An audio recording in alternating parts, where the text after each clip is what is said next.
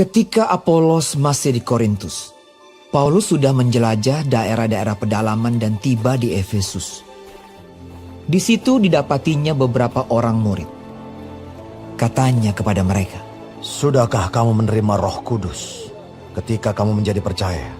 Akan tetapi mereka menjawab dia, Belum, bahkan kami belum pernah mendengar bahwa ada Roh Kudus. Lalu kata Paulus kepada mereka, "Kalau begitu, dengan baptisan manakah kamu telah dibaptis?" Jawab mereka, Dengan baptisan Yohanes. kata Paulus, Baptisan Yohanes adalah pembaptisan orang yang telah bertobat. Dan ia berkata kepada orang banyak bahwa mereka harus percaya kepada Dia yang datang kemudian daripadanya, yaitu Yesus. Ketika mereka mendengar hal itu, mereka memberi diri mereka dibaptis dalam nama Tuhan Yesus. Dan ketika Paulus menumpangkan tangan di atas mereka, turunlah Roh Kudus ke atas mereka. Dan mulailah mereka berkata-kata dalam bahasa roh dan bernubuat.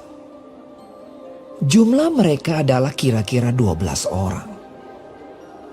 Selama 3 bulan, Paulus mengunjungi rumah ibadat di situ dan mengajar dengan berani. Oleh pemberitaannya, ia berusaha meyakinkan mereka tentang kerajaan Allah. Tetapi ada beberapa orang yang tegar hati. Mereka tidak mau diyakinkan, malahan mengumpat jalan Tuhan di depan orang banyak. Karena itu Paulus meninggalkan mereka dan memisahkan murid-muridnya dari mereka. Dan setiap hari berbicara di ruang kuliah Tiranus. Hal ini dilakukannya 2 tahun lamanya, sehingga semua penduduk Asia mendengar firman Tuhan, baik orang Yahudi maupun orang Yunani. Oleh Paulus, Allah mengadakan mujizat-mujizat yang luar biasa. Bahkan orang membawa sapu tangan atau kain yang pernah dipakai oleh Paulus dan meletakkannya atas orang-orang sakit, maka lenyaplah penyakit mereka dan keluarlah roh-roh jahat. Juga beberapa tukang jampi Yahudi yang berjalan keliling di negeri itu mencoba menyebut nama Tuhan Yesus atas mereka yang kerasukan roh jahat dengan berseru. Katanya, Aku menyumpahi kamu demi nama Yesus yang diberitakan oleh Paulus. mereka yang melakukan hal itu ialah 7 orang anak dari seorang imam kepala Yahudi yang bernama Skewa. Tetapi roh jahat itu menjawab, Yesus aku kenal, dan Paulus aku ketahui. Tetapi kamu, siapakah kamu? dan orang yang dirasuk roh jahat itu menerpa mereka dan menggagahi mereka semua dan mengalahkannya. Sehingga mereka lari dari rumah orang itu dengan telanjang dan luka-luka. Hal itu diketahui oleh seluruh penduduk Efesus, baik orang Yahudi maupun orang Yunani. Maka ketakutanlah mereka semua, dan makin masyhurlah nama Tuhan Yesus. Banyak di antara mereka yang telah menjadi percaya datang dan mengaku di muka umum bahwa mereka pernah turut melakukan perbuatan-perbuatan seperti itu. Banyak juga di antara mereka yang pernah melakukan sihir, mengumpulkan kitab-kitabnya, lalu membakarnya di depan mata semua orang. Nilai kitab-kitab itu ditaksir 50.000 uang perak. Dengan jalan ini, makin tersiarlah firman Tuhan dan makin berkuasa. Kemudian daripada semuanya itu Paulus bermaksud pergi ke Yerusalem melalui Makedonia dan Akaya.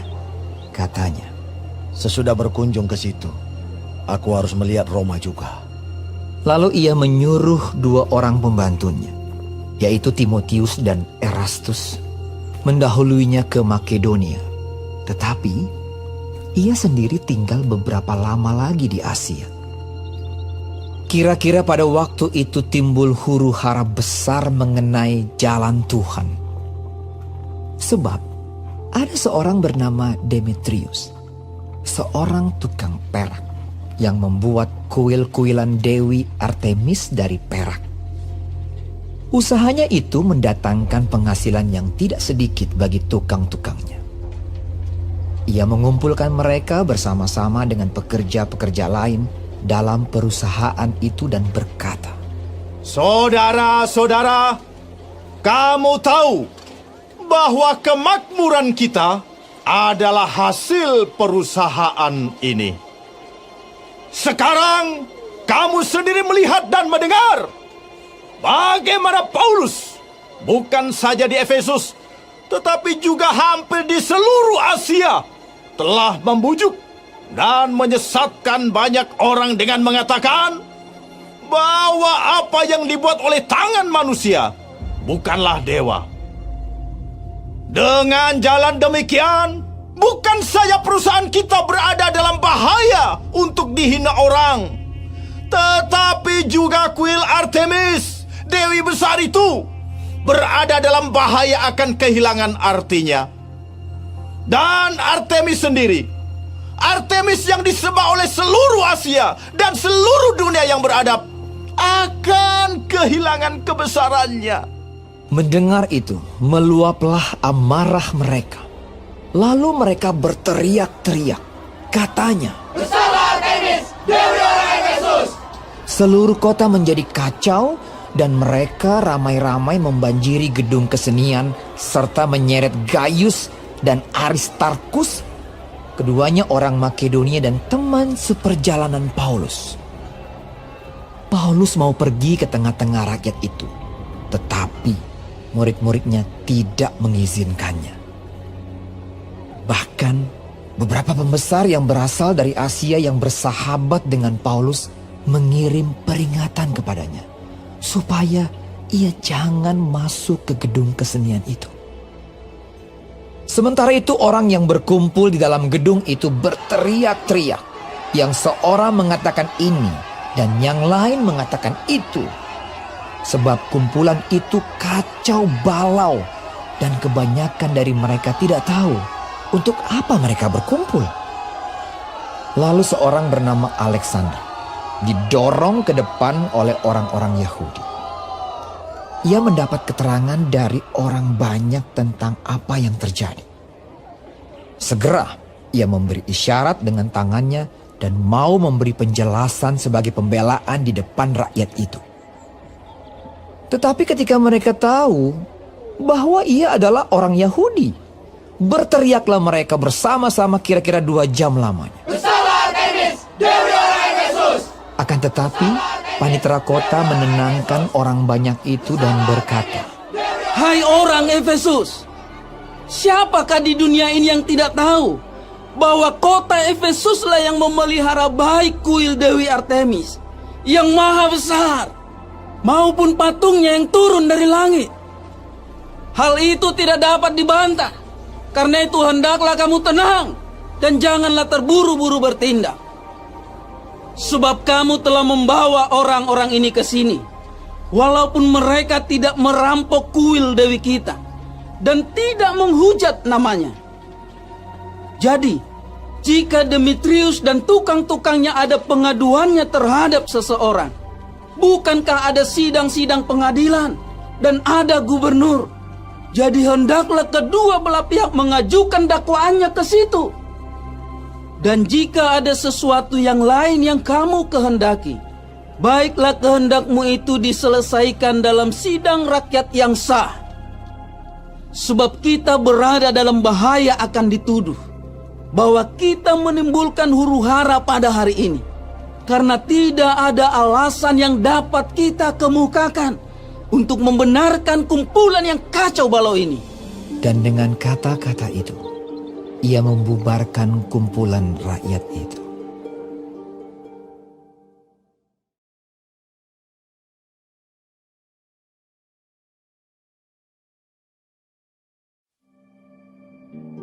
Setelah reda keributan itu, Paulus memanggil murid-murid dan menguatkan hati mereka. Dan sesudah minta diri, ia berangkat ke Makedonia. Ia menjelajah daerah itu dan dengan banyak nasihat menguatkan hati saudara-saudara di situ. Lalu tibalah ia di tanah Yunani. Sesudah 3 bulan lamanya tinggal di situ, ia hendak berlayar ke Syria. Tetapi pada waktu itu, orang-orang Yahudi bermaksud membunuh dia. Karena itu ia memutuskan untuk kembali melalui Makedonia. Ia disertai oleh Sopater, anak Pirus dari Berea, dan Aristarkus dan Sekundus, keduanya dari Tesalonika, dan Gaius dari Derbe, dan Timotius dan 2 orang dari Asia, yaitu Tikhikus dan Trofimus. Mereka itu berangkat lebih dahulu dan menantikan kami di Troas. Tetapi sesudah hari raya roti tidak beragi, kami berlayar dari Filipi dan 4 hari kemudian sampailah kami di Troas dan bertemu dengan mereka. Di situ kami tinggal 7 hari lamanya. Pada hari pertama dalam minggu itu, ketika kami berkumpul untuk memecah-mecahkan roti, Paulus berbicara dengan saudara-saudara di situ, karena ia bermaksud untuk berangkat pada keesokan harinya. Pembicaraan itu berlangsung sampai tengah malam. Di ruang atas di mana kami berkumpul, dinyalakan banyak lampu. Seorang muda bernama Eutikus duduk di jendela. Karena Paulus amat lama berbicara, orang muda itu tidak dapat menahan kantuknya. Akhirnya ia tertidur lelap dan jatuh dari tingkat ketiga ke bawah. Ketika ia diangkat orang, ia sudah mati. Tetapi Paulus turun ke bawah.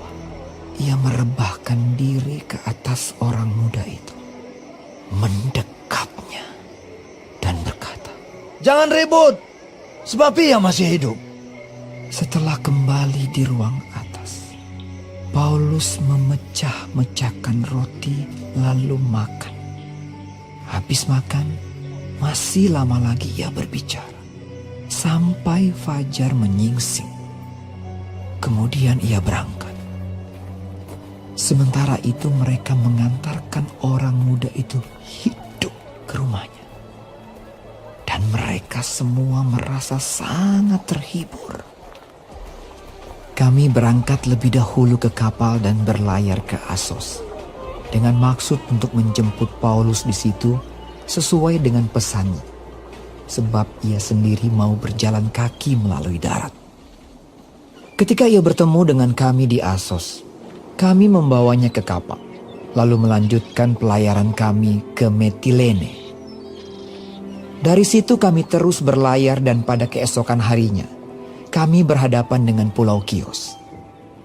Pada hari berikutnya kami menuju Samos dan sehari kemudian tibalah kami di Miletus. Paulus telah memutuskan untuk tidak singgah di Efesus, supaya jangan habis waktunya di Asia. Sebab ia buru-buru agar jika mungkin ia telah berada di Yerusalem pada hari raya Pentakosta. Karena itu ia menyuruh seorang dari Miletus ke Efesus dengan pesan supaya para penatua jemaat datang ke Miletus. Sesudah mereka datang, berkatalah ia kepada mereka, Kamu tahu bagaimana aku hidup di antara kamu sejak hari pertama aku tiba di Asia ini. Dengan segala rendah hati, aku melayani Tuhan. Dalam pelayanan itu aku banyak mencucurkan air mata. Dan banyak mengalami pencobaan dari pihak orang Yahudi yang mau membunuh aku. Sungguh pun demikian, aku tidak pernah melalaikan apa yang berguna bagi kamu. Semua aku beritakan dan kuajarkan kepada kamu, baik di muka umum maupun dalam perkumpulan-perkumpulan di rumah kamu.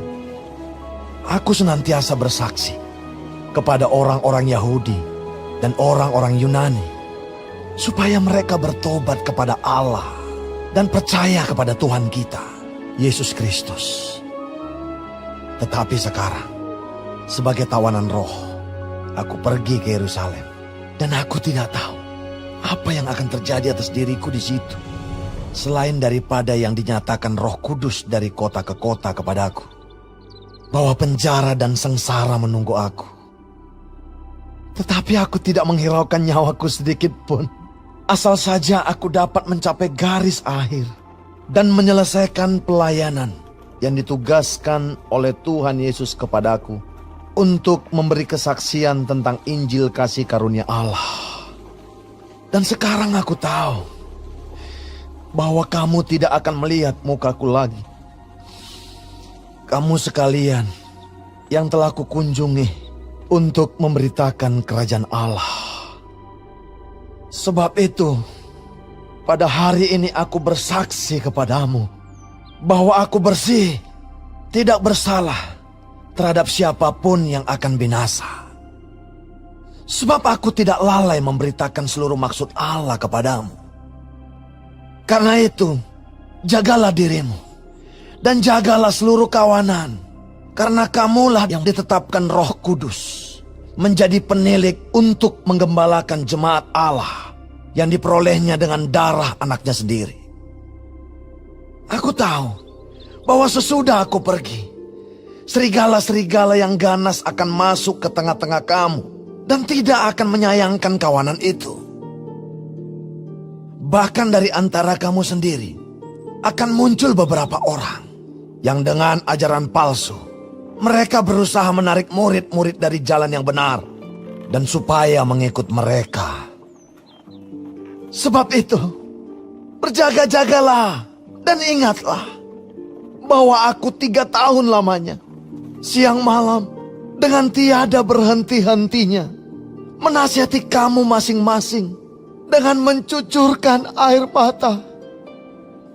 Dan sekarang, aku menyerahkan kamu kepada Tuhan dan kepada firman kasih karunia-Nya yang berkuasa membangun kamu dan menganugerahkan kepada kamu bagian yang ditentukan bagi semua orang yang telah dikuduskannya.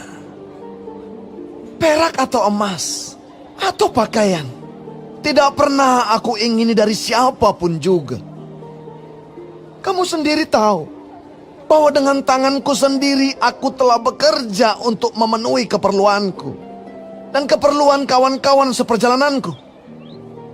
Dalam segala sesuatu telah aku berikan contoh kepada kamu bahwa dengan bekerja demikian kita harus membantu orang-orang yang lemah dan harus mengingat perkataan Tuhan Yesus. Sebab Ia sendiri telah mengatakan, adalah lebih berbahagia memberi daripada menerima. Sesudah mengucapkan kata-kata itu, Paulus berlutut dan berdoa bersama-sama dengan mereka semua. Maka menangislah mereka semua terseduh-seduh sambil memeluk Paulus. Mereka berulang-ulang mencium dia. Mereka sangat berduka cita. Terlebih-lebih karena ia katakan bahwa mereka tidak akan melihat mukanya lagi. Lalu mereka mengantar dia ke kapal.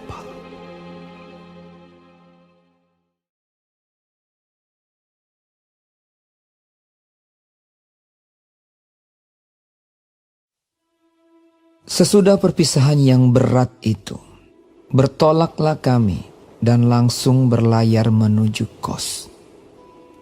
Keesokan harinya sampailah kami di Rodos dan dari situ kami ke Patar. Di Patara kami mendapat kapal yang hendak menyeberang ke Fenisia. Kami naik kapal itu lalu bertolak. Kemudian tampak Siprus di sebelah kiri, tetapi kami melewatinya dan menuju ke Syria. Akhirnya tibalah kami di Tirus, sebab muatan kapal harus dibongkar di kota itu.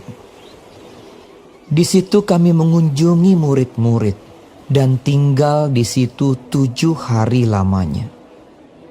Oleh bisikan roh, murid-murid itu menasihati Paulus supaya ia jangan pergi ke Yerusalem.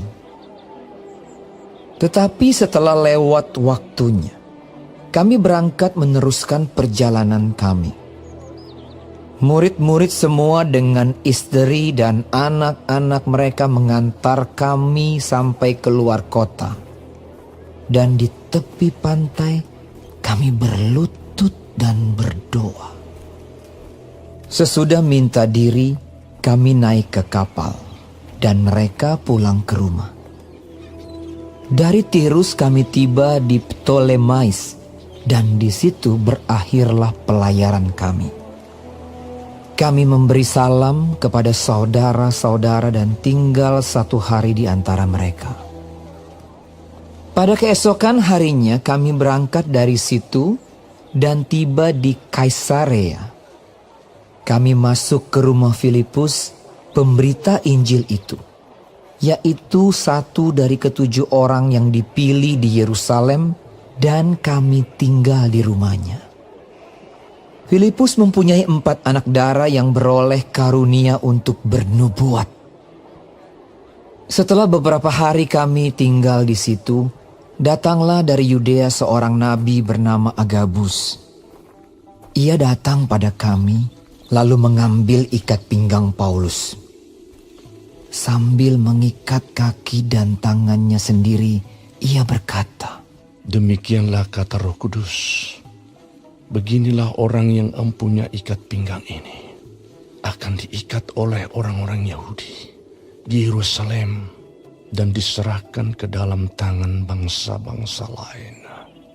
Mendengar itu kami bersama-sama dengan murid-murid di tempat itu meminta supaya Paulus jangan pergi ke Yerusalem.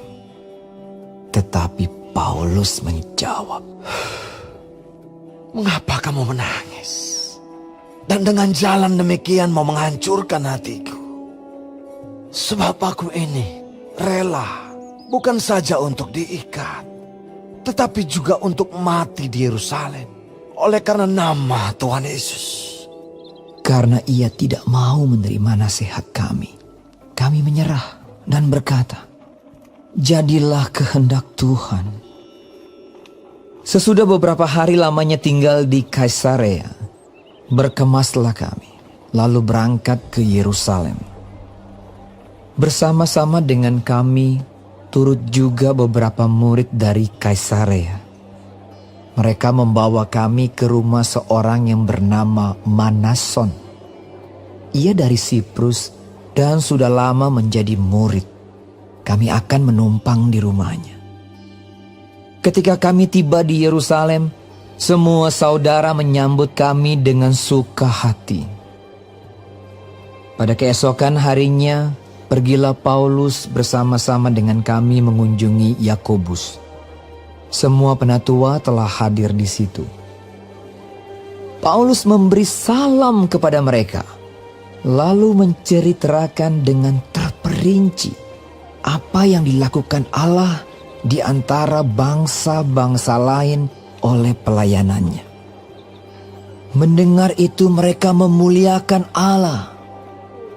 Lalu mereka berkata kepada Paulus, Saudara, lihatlah, beribu-ribu orang Yahudi telah menjadi percaya, dan mereka semua rajin memelihara hukum Taurat. Tetapi mereka mendengar tentang engkau, bahwa engkau mengajar semua orang Yahudi yang tinggal di antara bangsa-bangsa lain untuk melepaskan hukum Musa. Sebab engkau mengatakan supaya mereka jangan menyunatkan anak-anaknya dan jangan hidup menurut adat istiadat kita. Jadi, bagaimana sekarang? Tentu mereka akan mendengar bahwa engkau telah datang kemari. Sebab itu, lakukanlah apa yang kami katakan ini, di antara kami ada 4 orang yang bernazar. Bawalah mereka bersama-sama dengan engkau. Lakukanlah pentahiran dirimu bersama-sama dengan mereka. Dan tanggunglah biaya mereka sehingga mereka dapat mencukurkan rambutnya. Maka semua orang akan tahu bahwa segala kabar yang mereka dengar tentang engkau sama sekali tidak benar, melainkan bahwa engkau tetap memelihara hukum Taurat. Tetapi mengenai bangsa-bangsa lain yang telah menjadi percaya, sudah kami tuliskan keputusan-keputusan kami, yaitu bahwa mereka harus menjauhkan diri dari makanan yang dipersembahkan kepada berhala, dari darah, dari daging binatang yang mati dicekik, dan dari percabulan. Pada hari berikutnya, Paulus membawa orang-orang itu serta dengan dia, dan ia mentahirkan diri bersama-sama dengan mereka, lalu masuk ke bait Allah untuk memberitahukan bila mana pentahiran akan selesai dan persembahan akan dipersembahkan untuk mereka masing-masing. Ketika masa 7 hari itu sudah hampir berakhir, orang-orang Yahudi yang datang dari Asia melihat Paulus di dalam bait Allah, lalu mereka menghasut rakyat dan menangkap dia sambil berteriak, Hai orang-orang Israel, tolong! Inilah orang yang di mana-mana mengajar semua orang untuk menentang bangsa kita dan menentang hukum Taurat dan tempat ini. Dan sekarang ia membawa orang-orang Yunani pula ke dalam bait Allah dan menajiskan tempat suci ini. sebab mereka telah melihat Trofimus dari Efesus sebelumnya bersama-sama dengan Paulus di kota, dan mereka menyangka bahwa Paulus telah membawa dia ke dalam bait Allah. Maka gemparlah seluruh kota, dan rakyat datang berkerumun, lalu menangkap Paulus dan menyeretnya keluar dari bait Allah, dan seketika itu juga semua pintu gerbang bait Allah itu ditutup. Sementara mereka merencanakan untuk membunuh dia, sampailah kabar kepada kepala pasukan bahwa seluruh Yerusalem gempar. Kepala pasukan itu segera bergerak dengan prajurit-prajurit dan perwira-perwira dan maju mendapatkan orang banyak itu. Ketika mereka melihat dia dan prajurit-prajurit itu, berhentilah mereka memukul Paulus. Kepala pasukan itu mendekati Paulus, menangkapnya, dan menyuruh mengikat dia dengan 2 rantai. Lalu bertanya siapakah dia dan apakah yang telah diperbuatnya. Tetapi dari antara orang banyak itu, ada yang meneriakkan kepadanya ini, ada pula yang meneriakkan itu. Dan oleh karena keributan itu, ia tidak dapat mengetahui apakah yang sebenarnya terjadi. Sebab itu, ia menyuruh membawa Paulus ke markas. Ketika sampai ke tangga, Paulus terpaksa didukung prajurit-prajurit karena berdesak-desaknya orang banyak yang berbondong-bondong mengikuti dia sambil berteriak, Enyahkanlah dia! Ketika Paulus hendak dibawa masuk ke markas, ia berkata kepada kepala pasukan itu, Bolehkah aku mengatakan sesuatu kepadamu? Jawabnya, Tahukah engkau bahasa Yunani? Jadi, engkau bukan orang Mesir itu yang baru-baru ini menimbulkan pemberontakan dan melarikan 4.000 orang pengacau bersenjata ke padang gurun. Paulus menjawab, Aku adalah orang Yahudi dari Tarsus, warga dari kota yang terkenal di Kilikia. Aku minta supaya aku diperbolehkan berbicara kepada orang banyak itu. Sesudah Paulus diperbolehkan oleh kepala pasukan, pergilah ia berdiri di tangga dan memberi isyarat dengan tangannya kepada rakyat itu. Ketika suasana sudah tenang, mulailah ia berbicara kepada mereka dalam bahasa Ibrani. Katanya,